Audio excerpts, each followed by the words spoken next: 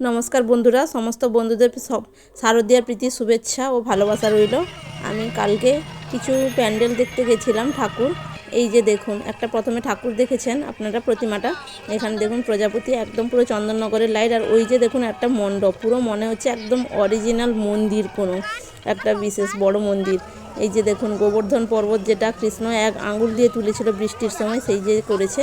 আর এখানে বৃন্দাবনের অনেকটাই সেরকম টাইপেরই করে তুলেছে, ভীষণ সুন্দর। আমাদের পূর্ব মেদিনীপুরের কাঁথির কিছু প্যান্ডেল আপনাদের সঙ্গে শেয়ার করব বড় ভিডিওতে, তবে এখানে ছোট ভিডিওতে একটু দেখালাম। ভীষণ সুন্দর হয়েছিল, মনে হচ্ছে ওইখানেই থাকি একদম। দেখুন, দেখলেই বুঝতে পারবেন আপনারা। এখানে রাধাকৃষ্ণের ঝুলন যাত্রা করেছে, ভেতরে কৃষ্ণের বিভিন্ন রকমের, তার যে বকাসুর বধ, অর্জুনের সঙ্গে কী কথা হয়েছিল, কি বলেছিল, সব সেই সব চিত্র একদম তুলে ধরেছে। বন্ধুরা প্লিজ দেখুন, কত সুন্দর লাগছে। প্রতিমাটাও ভীষণ সুন্দর, ভালো লাগলে